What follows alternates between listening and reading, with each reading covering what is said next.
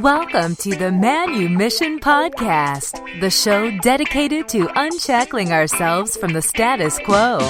Here's your host, H.H. Morris. Hello, my friends. Welcome to another episode of the Manumission podcast. Before I get to the main topic of today's episode, I wanted to discuss, the biggest story that's happening right now as I'm recording this, and that's the Wikileaks Vault 7 release. And I think almost everything that needs to be said on this topic I already covered on the Deep State episode, so I'd refer you to that. But I wanted just to touch on a few more specific things on this development, because while I made it clear that there is such a thing as the Deep State, and I discussed that and described it as essentially the lifers, the people in government that are in those positions for life, and it transcends party line. This is something that these are people and positions where people are there regardless of if it's a Republican or a Democrat in power. They are basically part of a group that wants to maintain the status quo as much as possible, because that basically guarantees that they're going to retain those jobs, those cushy jobs, very well-paying jobs with great benefits that you just don't find anywhere in the private sector. So those people, and eventually those people get, in many cases, end up getting a lot of power. And these are the folks that are in part of the military-industrial complex, in the intelligence community, all that kind of stuff. And so when I brought up the fact that the deep state was real and it's a real threat, and if you remember in that episode, I mentioned that they have access to everybody. And for those of us that have been paying attention for a while, we have been aware that they are able to spy on anybody they want. And I also, made it clear that the issue here isn't that, why would they want to spy on you? I mean, you're just a regular person going about your daily life. Why do you care if they are listening into your phone calls, or why would they even want to in the first place, right? And I said, a lot of people think that that's almost a narcissistic point of view. You conspiracy theorists, like no one cares about what the hell you're doing. And I get all that. But the point is, for those of us that have been talking about this for a while and have been aware of this for a while, that isn't the point. The point is that they can.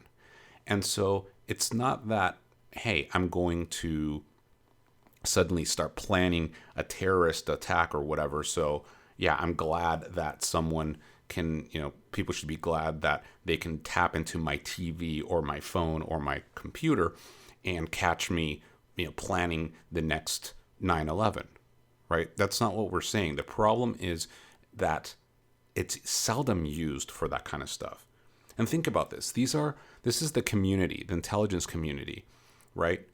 That failed to stop 9/11, that failed to stop, the San Bernardino shootings in California last year, that failed to prevent all of those attacks that have been happening around the world. In Europe, there's been some heinous crimes in Bataclan in Germany. The guy that drove through a street and killed I don't know how many scores of people and all those. So again, they tell us that they need all of these tools. Yet, all of these terrorist attacks still happen. So they're either in on it, or they're absolutely, completely incompetent. So in either case, they need to go. All right?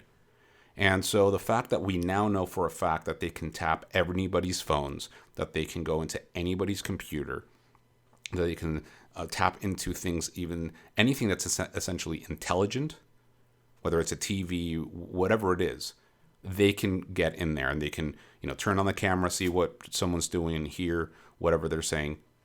And that's important that we understand that that's the case, because that means that, again, not that they might want to come after me per se, but let's say that that this podcast becomes huge, right? Let's just say that all of you share this thing, everybody that listens in starts opening their eyes to the reality of things, starts being more receptive to the message of freedom, and suddenly I have 1 million Twitter followers and millions of people are listening to the podcast and yada, yada, yada, right?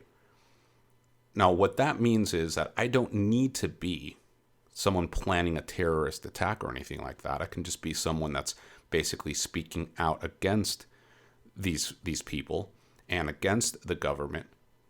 And they can basically tap into anything that I have, anything that I own. And at any point, they could use something to use against me or to blackmail me or whatever and try to silence me, right?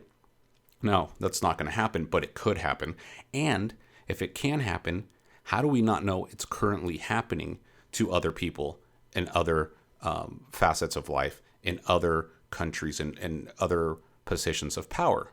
Now, for instance, already we know that Trump is claiming that his phones were tapped, that he was basically wiretapped and bugged in Trump Towers, and that's why they have a lot of these things on him. Well, if that is the case, now we know it's possible from everything that we're learning, then again, it's the deep state that is now trying to undo a democratically elected leader. So again, this is really big news. I hope that everybody's taking this very seriously. It's amazing to me that most of the mainstream media is not even making a big issue out of this, that it's not in the front pages of a lot of the mainstream media, CNN and MSNBC and the like, because again, they are now in bed with the deep state. So here's what's very, very troubling. So you would have expected that now the left, now that their guy's not in power anymore, you would have expected that they could go right back into being anti-war, peacenik, pacifist again, right? But they're not. Why? Because they are now 100% invested in the deep state. All right, so think about this.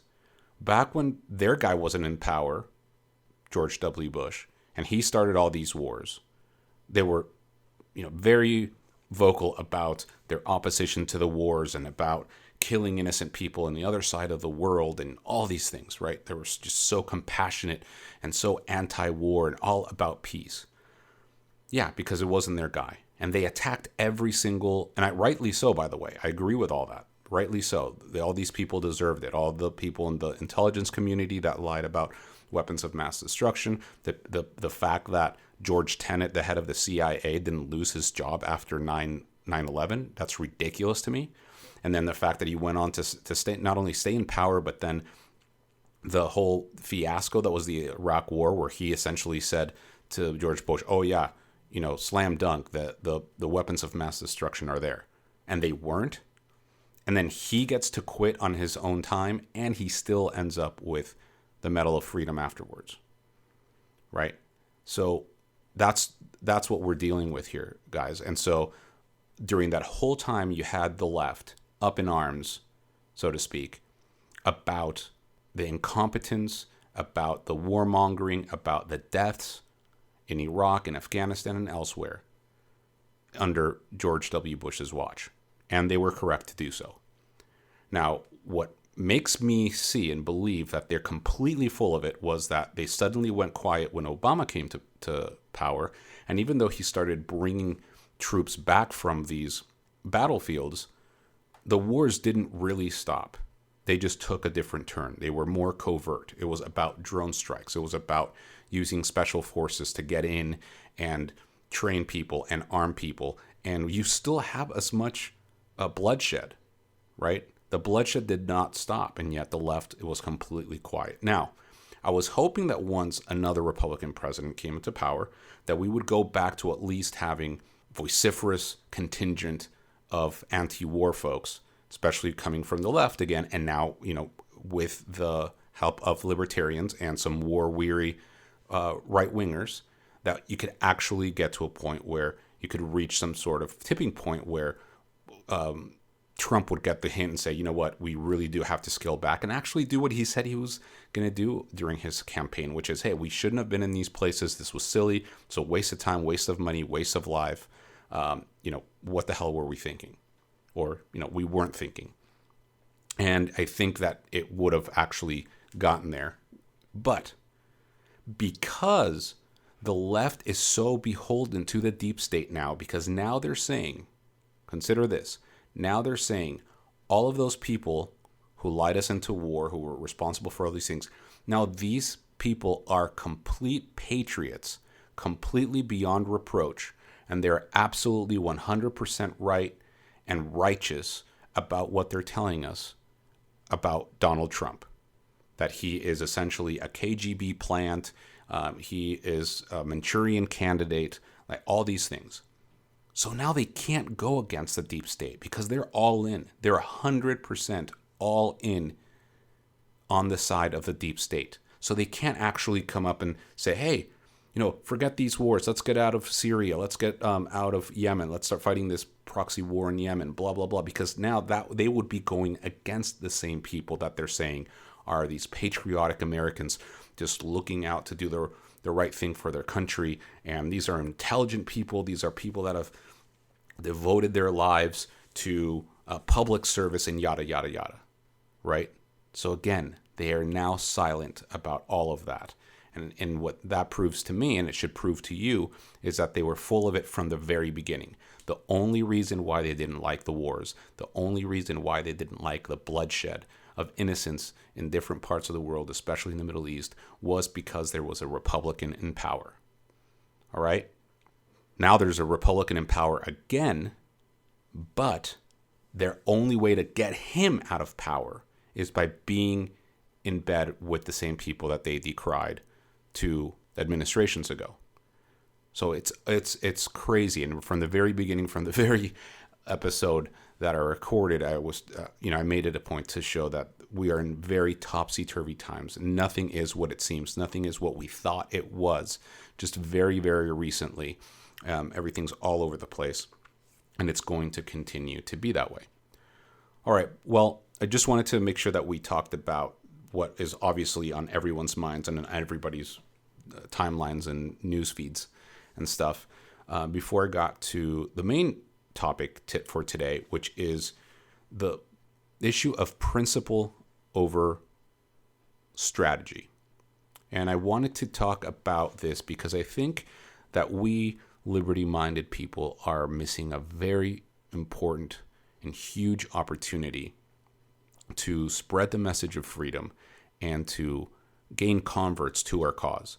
And what I mean converts to our cause, I don't mean just bringing people in just willy-nilly, because that has had a very, very deleterious effect to the liberty movement, because people have just thought as long as we just get more people in here, then we're going to be the better for it. But the fact is that for the most part, the people that have been brought into the freedom movement, the libertarian movement, have been left-wingers. And without even being converted, that's why I said, converted people, they've actually just brought them in because they were disaffected Democrats, let's say, or just left-wingers.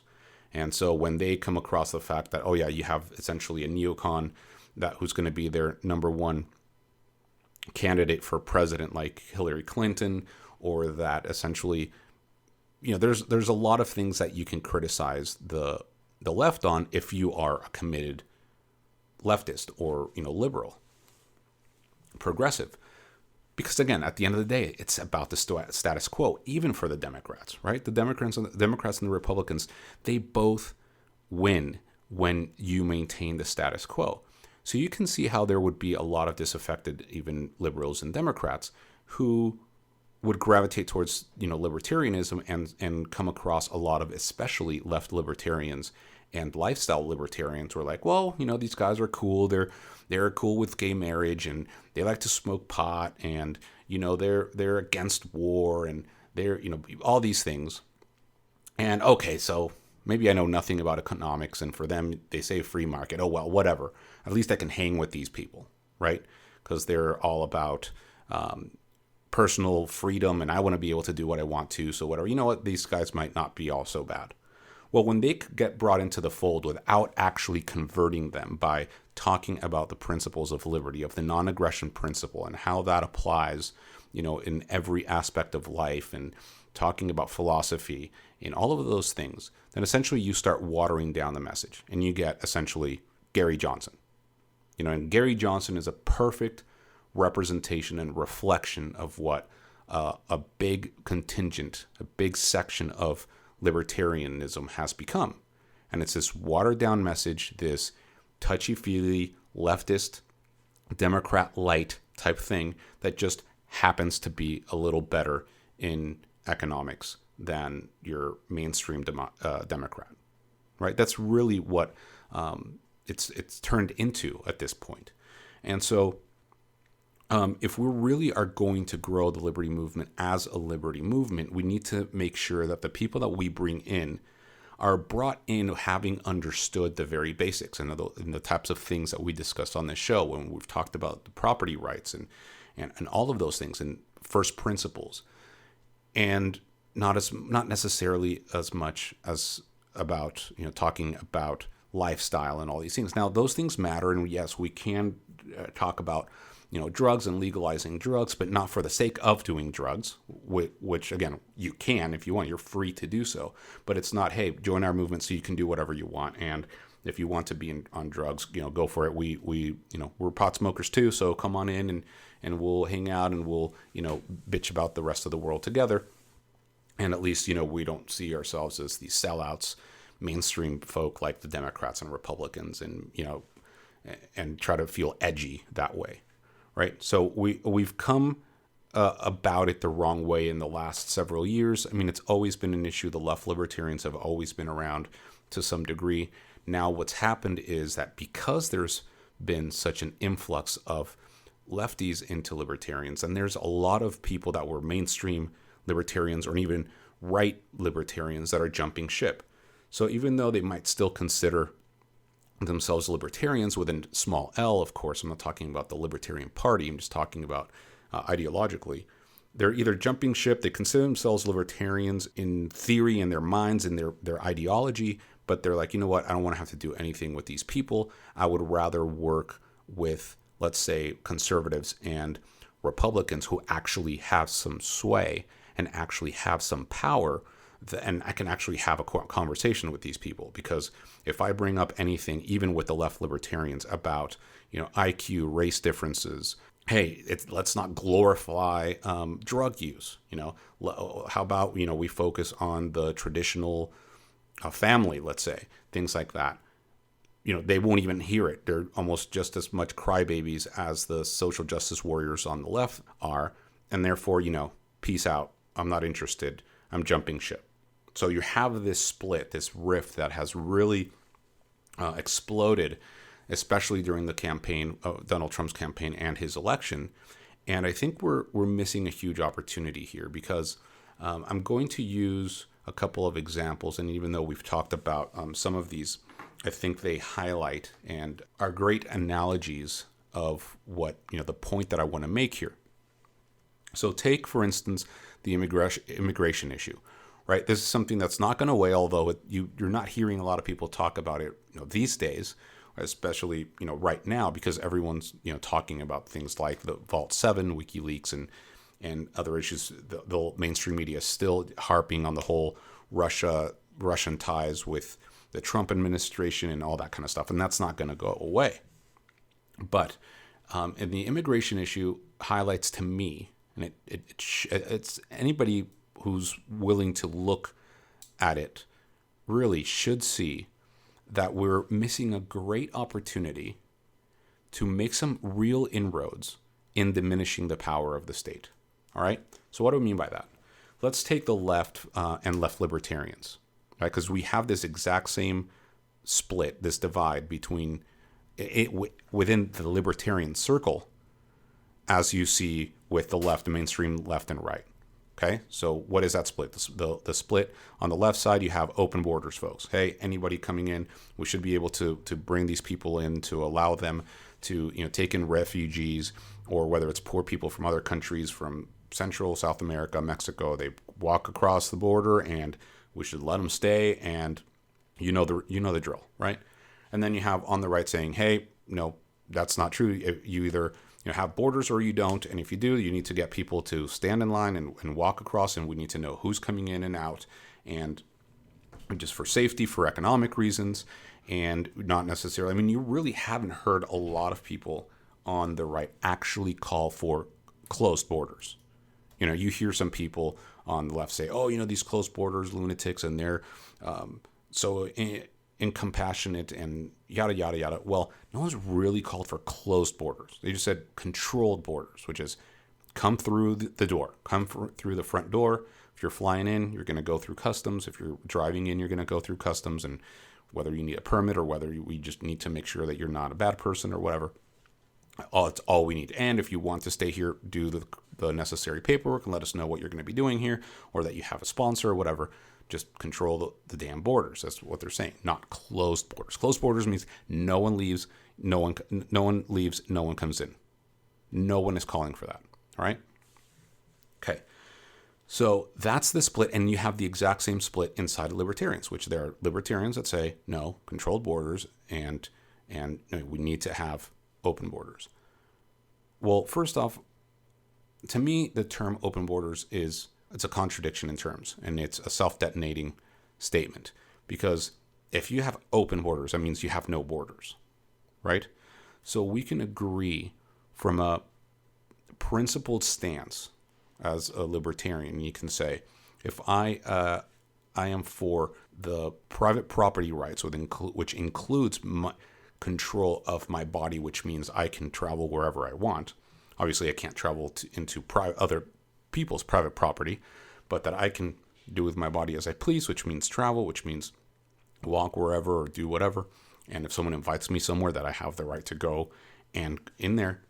Well, okay, even the right libertarians would agree with that. Even the people who are for controlled borders or limiting immigration are for that. But they say, here's the kicker: we don't live in Ancapistan. We don't live in a stateless society where everything is owned privately.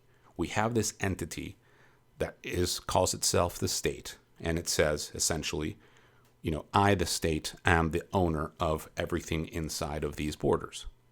So if everything inside of these borders, then I get to call the shots. So the right libertarians are saying it's better to, if you're going to treat that as that being the private property, right? The private property of the government, the state, which again, we all are against and we all disagree with, then you at least want to gain some control over that state to say, hey, let's limit this so that it at least benefits the people who are being robbed every day, to allow that state to survive.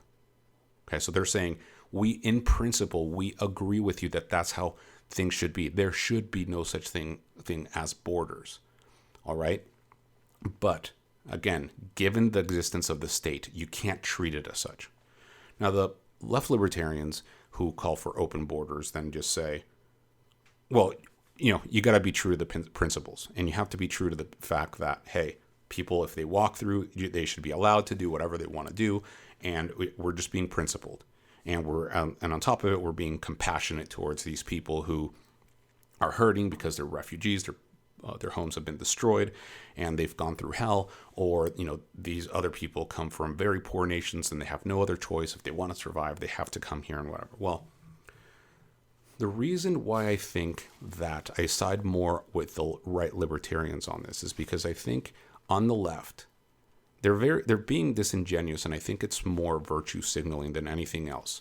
And I've mentioned this already when we talked about immigration before, in that they're really not doing anything. They're really not solving any problems in the big scheme of things when they talk about open borders. All right, because I've made this point very clear. When you allow 1 million people into the country per year, you might pat yourself on the back if you allow them to stay in and say, yes, thank God these people were taking care of them. They're allowed to do whatever they want and to come in and build a new life and do whatever. Okay, fine. Good for those 1 million people. But you did nothing to help the other 1 billion people or more from the same countries that these people are coming from, who are also hurting, right? So if you've really done nothing to help the world by, by patting yourself on the back and saying, oh yes, we're so compassionate, we're so understanding, we're going to let these people in. You have solved none of the problems. Now, you might have solved some of the problems for those people that you're allowing in. And absolutely, maybe those million people are definitely much better off than if they had stayed in their countries of origin. However, in many cases, the fact that those people are no longer in their countries of origin trying to fix the problems in their countries of origin means that the people who don't have the resources to leave are going to be screwed for that much longer, because they're never going to reach that tipping point in those countries to get those bad leaders out of there, or to make some meaningful change in those countries. Now, on top of that, there are also some negative externalities of those people coming into their new countries, because there's a lot of issues, right? You have the incentives, the perverse incentives from having a welfare state, and people having to use public services where they haven't paid a dime into them, right? Now, of course, any fair-minded person recognizes that someone that comes into a country is going to consume. They're going to pay sales taxes. They're going to rent houses. They're going to do whatever it is. So they're going to be part of the economy, and they're going to pay a lot into the economy. So we understand that. But that's not all they do. There's also a negative side to it, which is before they can get up on their feet, if at all, if ever. I mean, most of these people for a very long time stay, poor. Maybe in the next generation or so, they can get out of it and all of that. But because, again, they have a lot of obstacles, right? They might not speak the language. They might not be educated. They've always been poor, all those things that we understand. So, of course, they're going to use the ER to go see a doctor because they don't have health insurance, or they don't have the money to pay whatever. So they're going to essentially fall under Medicaid to get their illnesses treated or whatever it is. They're going to send their kids to public schools. And again, up until now, they have paid zero into this system, into this welfare state, right? So of course, we have to take that stuff into consideration. So on net, while you can feel good if you're all for open borders, 100% open borders, again, that means no borders. And if you're just going to pat yourself on the back because you think that you're so principled and you're so compassionate for believing that, be aware that you have not actually changed anything for the better. And you might have changed something, for some people, but 99% of the rest of the people are no better off. Okay, so it's not something to celebrate. And what we want to do is, how do we improve it for the most amount of people? And here's the main thrust of my point here, which is we, both the open borders people and the controlled borders people, are especially in the libertarian circle, are missing a huge opportunity. Because what I think the left libertarians are doing with basically going over to the open borders crowd on the left and with the Democrats and siding with them is they're giving away the farm. And I'm going to explain that in a second. I'm going to expound on that. All right. They're giving away the farm. They're giving away the milk for free. All right. And then the folks on the right, because they're rejecting so vehemently everything that the left libertarians are doing, they're now in a way almost hopping on the Trump train and are supporting almost everything that the Trump team, and in some ways Republicans in general, are doing, and just blindly supporting them and saying, you know what, we don't agree with them on a lot, but these are the only people that we can at least have a conversation with, logical, rational conversation about some of these topics. So we're just going to jump on this train and screw the guys on the other side. Now, if we actually we freedom-minded folks, we're a very small group, guys. We like to think that we're a lot bigger than we are, and that a lot more people actually listen to us, but the truth is they don't. I mean, Gary Johnson got 3% of the vote, I think, overall. That's nothing. No one is listening to us yet. So if we're going to approach people All right? Here's what we need to do. If you're a left libertarian and you want open borders because you say you're principled. If you're principled, it means that you also recognize the fact that taxation is theft, that the welfare state is immoral. So why don't we use that as a negotiating tool, right? So if we're coming to the left and you're a libertarian, instead of giving it away and saying, oh yeah, no, I'm with you lefties, I'm with you Democrats, yeah, open borders, we need to let these refugees in, we need to let everybody in the country, that anybody that crosses over the line is allowed to stay and do whatever it is that they want. Instead of giving that away, even if you feel that way, instead of giving it away for free, why don't we say, hey Democrats, yeah, we hear you on this. These people coming in, we need to we need to do something about it. There's definitely an issue here. But tell you what, there's all these negative and perverse incentives for these people. They're not paying in whatever. Tell you what, let's compromise and let's do away with the welfare state and let's open the borders. Okay? Well, only two things can happen out of that. One, they're going to say, okay, fine. We care more about open borders than we do about the welfare state, so we'll compromise and we'll start dismantling the welfare state.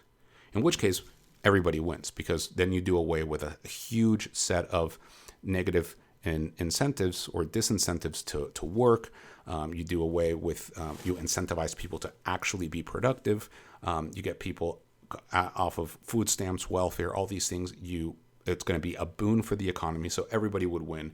The right libertarians, the left libertarians, the Republicans, the Democrats. Maybe not the Democrats as much, because they depend on these people. They depend on people being dependent on them for their votes. So they buy them with those votes. But here's the other possibility. The left would finally, just like I just showed that they were hypocrites on being for peace and being pacifists and anti-war, it would finally become clear to everybody that it's not that they care about any of these people. The left doesn't see. At least I believe the libertarians. At least I believe the left libertarians when they say that they want open borders because they care about these refugees and they care about these poor people coming from other countries. At least I believe, even though I disagree with their strategy, on the whole, not 100% of it, but on the whole, I think that, there's better ways to do this. But at least I believe that they actually do care about these people. Now, it's very possible that when you do come to the table and negotiate with these Democrats, let's say, and say, okay, we're for open borders too. Let's bring together the the right libertarians and even the Republicans, and let's negotiate. Okay, we'll do open borders if you do away with the welfare state. What's going to happen is that it's then going to be clear to everybody that they actually don't care about those people.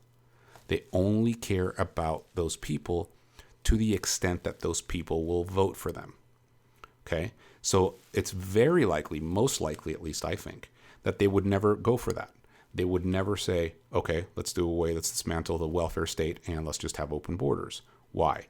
Because without the welfare state, then that means that those people coming in and the existing citizens would be working, would be creating, would be productive.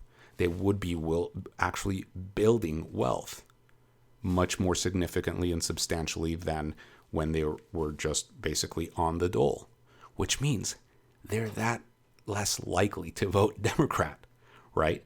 So then at least it would be out in the open for everyone to see that it's not about compassion when it comes to the Democrats, that it's not about helping people, it's about buying votes.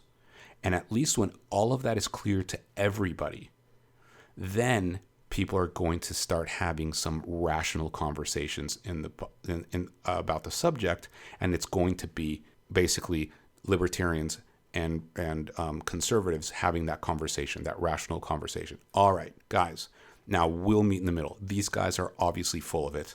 They have shown us that they're full of it. They really don't care. All they want is to import people who will vote for them. We know that they're full of it. Okay, how do we do this? conservatives, hey, we're not so crazy about open borders. We really are a little bit more concerned about the demographics in our country. Okay, good. You libertarians about your nap and private property and all that stuff. But you know what? We're much more concerned about other things, like, we don't want the white race to completely die off and go off into the sunset. We want to maintain some demographic issues, whatever. But let's meet in the middle. Let's dismantle the welfare state. We'll have more open borders, and we'll think that everything will solve itself, because we tend to believe a little bit more, at least, than the left about how the market kind of works itself out. Or you might actually have a similar thing with the left, and a lot of the conservatives we would reveal and expose as being nothing more than white nationalists, or even worse, and saying no, they wouldn't even want to do away with the welfare state. They just want to make sure that that no people of other ethnicities come in. So then now everything's out on the table. We know exactly where everybody is from both sides of the spectrum. When all of that comes to light, the only people left standing with any credibility are going to be libertarians. All right? But we're not allowing that to happen. We're giving it away. We're giving away our positions. The left is basically just blindly siding with the Democrats and the left, without actually having the conversation about the welfare state. And then some right libertarians are blindly throwing their support for Trump without actually also holding the conversation on the welfare state, on private property rights, on all of these other things that Republicans, pay good lip service to but never actually implement. And so nothing ever gets done. We're just right in the middle of the rift without any actual progress. And so libertarians, free-minded people, let's have these internecine conversations amongst ourselves. We love to navel gaze. We love to think big and think about how we could do this. How would liberty solve that? And all of these things that, we little teeny tiny 3% of the population like to do, because we're a little bit more intellectual. We like to deal with a lot of these topics. But when it comes to dealing with the mainstream folks, the mainstream right, the mainstream left, don't give away your position. Let's actually have these conversations and have some give and take, so that we can, one, either expose them for what they really are, which is they're either just bigots, or whether they're just hunting for votes, or actually come to the table and have a rational conversation and have some give and take, and start being able to peeling back or dismantling sizable parts of the state. And few of them are as big, if any of them are as big, as entitlements. Entitlements are much, much bigger, for instance, than even the U.S.'s military budget. Everybody goes on and on about how much the United States spends more than the next 10 countries combined in their military. That's true, and you know what? I'm against it, and I want to roll that back too. But if you take into consideration all entitlements, the military budget is just a drop in the bucket, because you're talking about $100 trillion worth of unfunded liabilities. That's for out in the future. There's $100 trillion that are going to need to be paid for just because of entitlements. And that doesn't count what we have today and what we have to pay today in welfare, food stamps, housing, and healthcare, you name it, Social Security. So, again, guys, let's not give the farm away. Let's have these conversations amongst ourselves. They're very interesting. I love to talk with my freedom-minded friends about this stuff, and we go back and forth, and it's very amicable. It's very entertaining. But when it comes to reaching out to people outside of the libertarian circle, let's have a better strategy and realize that it's not always just all about principle. We need to be smart about how we reach out to anybody outside of our bubble. Okay? All right, guys, we'll talk soon.